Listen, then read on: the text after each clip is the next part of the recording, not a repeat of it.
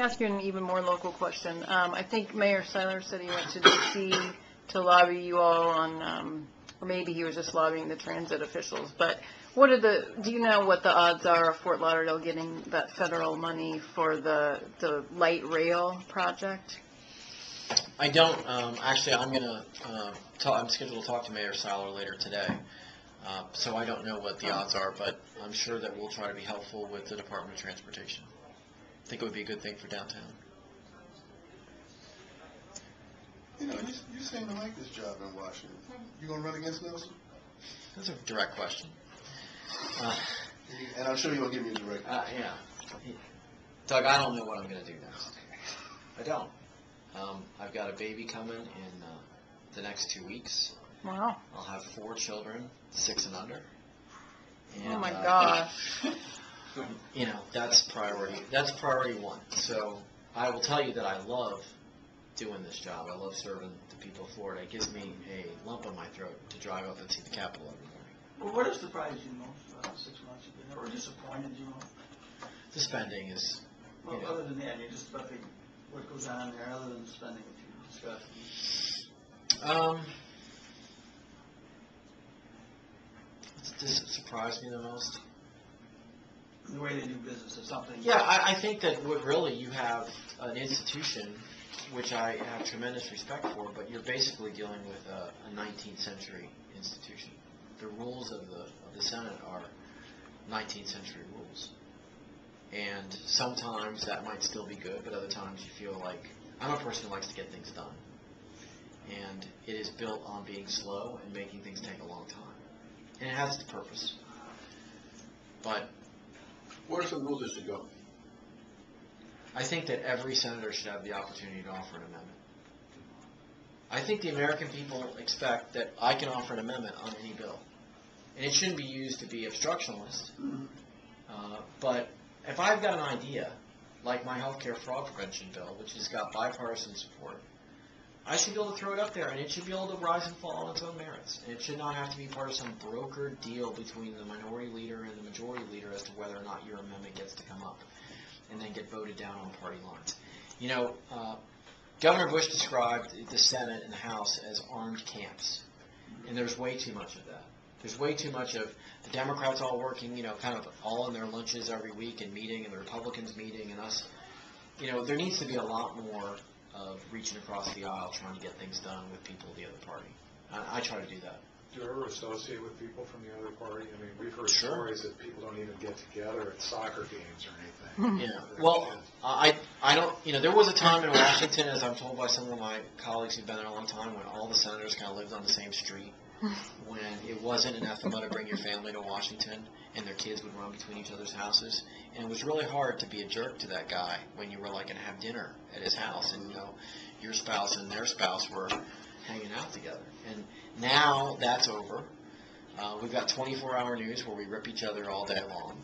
So it's not as cordial as it used to be. But I go out of my way. I make a point of it to try to reach across the aisle. I have a good relationship with Senator Nelson. I have a good relationship with Amy Klobuchar. I have a good relationship with Mark Udall. I mean, I'm trying to have a good relationship with Chairman Rockefeller on the Commerce Committee. I mean, when we're on the floor waiting for votes, I go walk over to their side, sit down, because those relationships are going to be what gets things done. Plus, there's a lot of very good people in the Senate, and they're good people to learn about. You know, How do you form some of those relationships with Rockefeller and some of the other guys? Well, I'm usually the last guy standing at the Commerce Committee, so he, you know, I'm junior, so I come at the end, and you know, I sit there and I'll wait, and I'll kind of, maybe sometimes he and I are the only two left, and we'll keep asking questions. And I made a point, and it was Carrie's good ideas. I made a point to go in and visit a lot of my colleagues when I first got there, asking them their advice. So I went to Chairman Rockefeller's office, and I sat in his office for an hour, and I went and talked with John McCain, and I went and talked with John Kerry, and I went and talked with some of these other people who've been around a long time, and I just asked them, what do you think I should do? Lamar Alexander, people I respect, you know, and got their advice. So I try to build some relationships that way too. What do you think of the filibuster rule? Should that go? No, I don't think it should go. I think it's what makes the Senate unique. The Senate is there to protect minority rights, and I think it matters. Now, it can be overridden, so it's not a true filibuster. It's not like one person can stop everything. If they get 60 votes, you can't get it done. It has its good parts and its bad parts, but I think that's not one of the rules I would change. Change the subject again. In your past life, you once told me that your job was to protect Charlie Crist. Charlie Crist needs a lot of help. What do you see as the problem that the government faces in this race for the Senate? Is it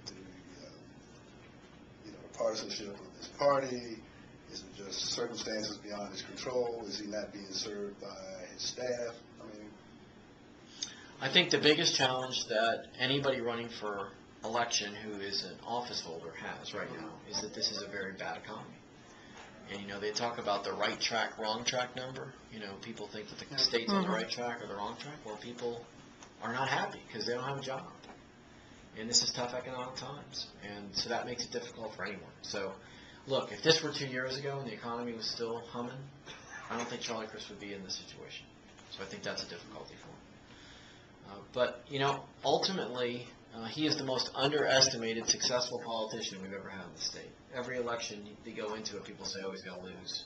He's not going to win the primary. He wasn't supposed to win in 2006, and he won by 30 points. So, and you had a pretty decent role to play in that. You're no longer playing that role, so is that, Yeah, I think I got a lot of credit for that maybe I didn't deserve, maybe too much credit. So I think that Charlie Crist will do well. I think the people of Florida fundamentally like him. I think he's honest, and that he's working hard for them.